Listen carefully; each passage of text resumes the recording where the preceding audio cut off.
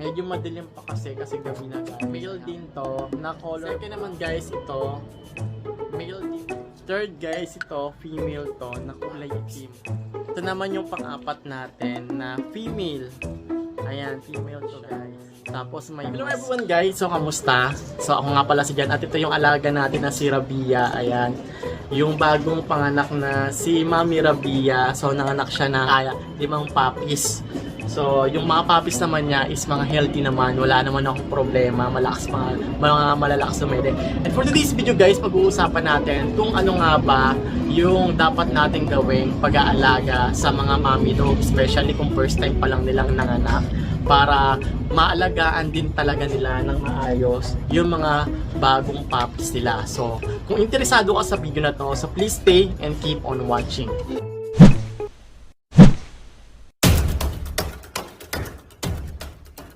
Hello guys! So yun nga, welcome back dito sa aking YouTube channel na Chitsupo Family Dog Scaring Tip. At kung nakikita nyo nga guys, di ba meron tayong mga puppies. Papakita ko rin sa inyo mamaya isa-isa yung mga puppies. So medyo madilim talaga dito sa amin. Pundido kasi yung ilaw. Papakita ko sa inyo yung mga puppies niya isa-isa. Pero i-share ko muna sa inyo kung paano ko ba inaalagaan tong si Mommy Dog, para naman hindi rin niya mapabayaan yung mga puppies niya. Kasi once na napabayaan nyo si Mommy Dog, possible na mapapabayaan din niya yung mga fur babies niya. So, ganun lang talaga, konektado talaga yung pag-aalaga natin sa pag-aalaga ni Mommy Dog sa kanyang puppies. So, una guys, itong si Mommy Dog, napaka-importante na mabibigyan nyo siya ng supplement. Kasi kung bakit kailangan ng supplement, kasi yung mga poor babies niya is dumidedi sa kanya. Once na dumidedi ang kanyang mga poor babies, is bumabagsak yung calcium niya sa katawan. So, para siyang nauupos. Ganun yung nangyayari sa kanya. Kaya napaka-importante na meron kayong supplement na ipapainom para sa mga nyo na bagong panganak. Napaka-importante kasi nun. Kasi once na bumaba yung kanyang calcium sa katawan, manginginig yan, possible, itatakbo nyo sa vet yan. At ang mangyayari niyan, syempre, hindi nyo na mapapadede yung mga puppies niyan. Iba-battle feeding nyo yan. Talagang tsatsagain nyo, i-battle feed yan kapag bumagsak yung calcium sa katawan ni Mommy Dog. Kaya napaka-importante na bigyan nyo ng supplement everyday si Mommy Dog. Sa akin ginagawa ko 2 times a day. Nutrical at saka meron din akong pet tablet na calcium para kay Mommy Dog. Second guys, yung kanyang Enmilac. Yung Enmilac guys, nakakatulong kasi to para mas sumagana yung kanyang gatas. Di ba minsan hindi naman tayo yung nagpapakain ng may malunggay everyday, na may sabaw everyday. So nakakatulong yung Enmilac kasi ang sangkap ng Enmilac guys is moringa. Moringa leaves. Pag sinabing moringa leaves, ito yung malunggay leaves kung saan nakakatulong para makapag-produce pa si Mommy Dog ng mga milk. So kahit hindi kayo nakakapagbigay ng malunggay, andyan naman si Enmilac para tumulong kay Mommy Dog para makapag-produce ng mas maraming milk. Yun yung gagawa ng Enmilac, tsaka yung nutrition niya sa mga puppies.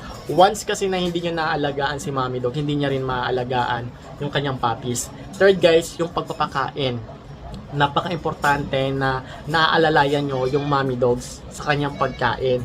Kung pwede nga lang 3 times a day nyo siyang pakainin, pwede yon. Especially kapag nagpapadede, talagang madalas magutom, madalas nahapo yung alaga nating aso. Si Rabia guys, pinapakain ko siya 3 times a day, umaga, tanghali, gabi. Minsan talaga dog food na may ulam. Minsan lang din ako nakakapagbigay ng may sabaw. Dati pa talaga, nung maliliit pa yung iba kong mga aso, dog food lang talaga yung binibigay kay Rabia. Minsan lang ako nakapagsabaw sa kanya. Pero hindi naman ako nagkaroon ng problema pagdating sa pagpapadede sa mga alaga niyang aso.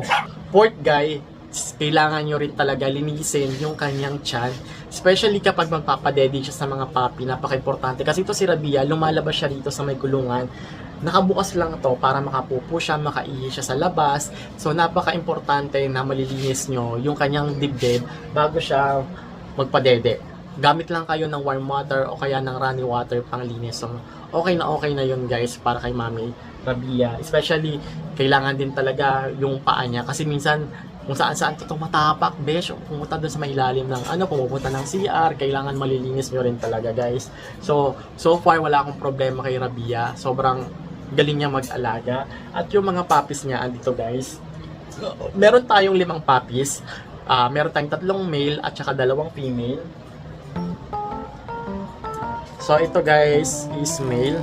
Ayan yung itsura niya. Medyo madilim pa kasi gabi na guys, ay hapon na. Male to guys na color black talaga siya, na may konting white dito sa ilalim. Yan yung unang male niya. Second naman guys, ito male din to na color brown. Ayan. Feeling ko ito standard size to guys, yung kanyang puppy na to. Ayan o. Ayan, nakikita niyo na ba guys? Ito yung itsura niya. Ayan, may black siya sa face. Tapos brown.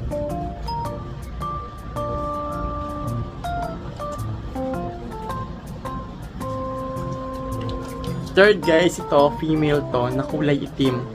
Parang run size lang siya guys. Sobrang liit lang niya. Ayan, inaabot-abot ni Rabia oh. Ito, yun ating female. Ayan. Ito naman yung pang-apat natin na female. Ayan, female to guys. Pure black din siya. Ayan, female. At ang last guys, ito yung naiiba sa kanila kasi may white siya. Tapos may mask siya na kulay black. Ayan.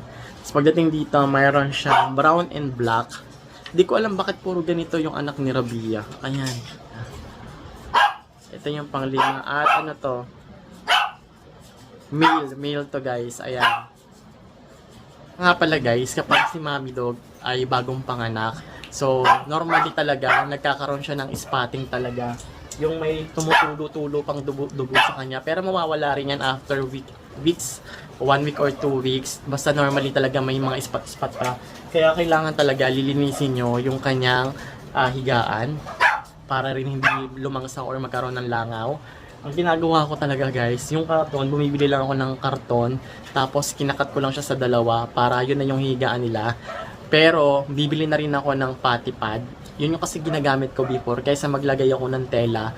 Ang hirap kasi maglaba, lalo na pag walang tubig. Kaya ginagamitan ko lang ng potty pad sila. No, miski yung mga sila Princess, sila Pochi, yung mga dati nating puppies na malalaki na ngayon, mag 2 years old na, 1 year old na, potty pad lang talaga yung ginagamit ko na sa kanila para pag madumi na, dispose na lang.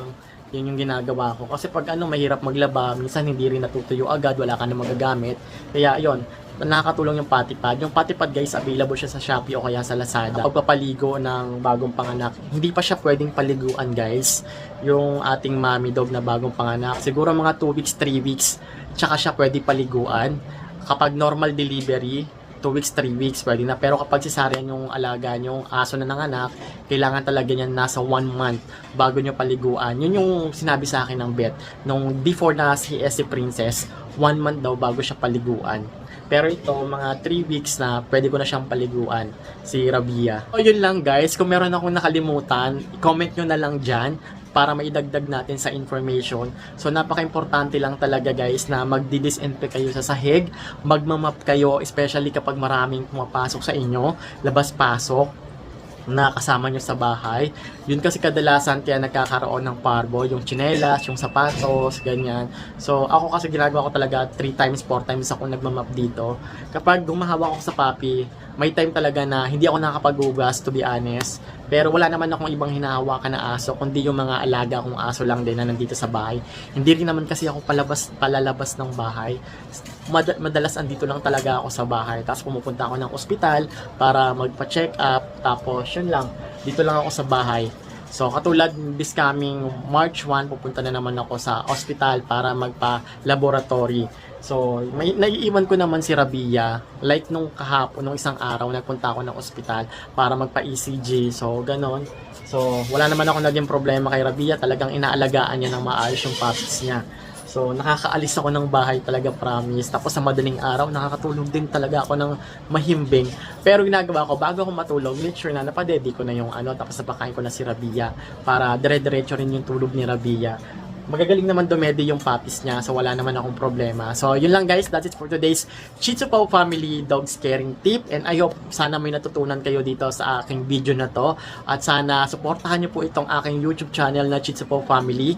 So nagpalit po ako ng pangalan, baka malito kayo. Dati yung pangalan ko is Janovi, so ngayon ginawa ko ng Shih Tzu Paw Family para isa na lang yung Facebook page ko na pangalan, at saka itong aking YouTube channel, at saka yung TikTok account ko na Shih Tzu Paw Family. So minsan nagpupunta rin ako sa mga pet market para mag-update ng mga pets na pwede nyong alagaan. So minsan nasa Grotto ako, minsan nasa Bukawi, minsan nasa Pasig. So doon ako minsan doon nyo minsan mapapanood yung aking mga vlog. Sana suportahan nyo pa rin yon.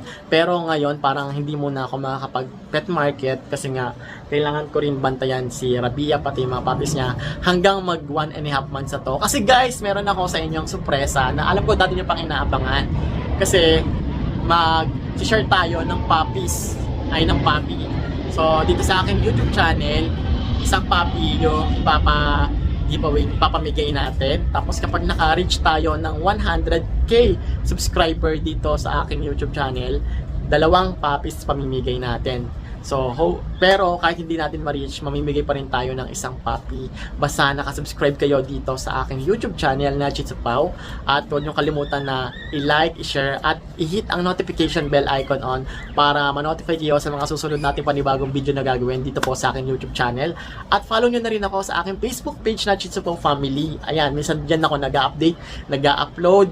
So, yon, follow nyo na rin ako, and please like and share na rin yung mga ina-upload natin. At follow nyo na rin ako sa aking main account na Janwi, kasi doon kadalasan yung nagpo-post ako ng TikTok ay ng Reels. So, yun lang guys, follow nyo ako sa Reels guys, please. And that's for today's video. See you on my next dog caring tips guys. Bye-bye! Thank you for watching. So, abangan nyo, mag 1.5 months. Ayan, maglilista na ako agad ng mga isasali natin sa pag-games. Basta mag-comment lang kayo dyan. Thank you for watching and bye-bye.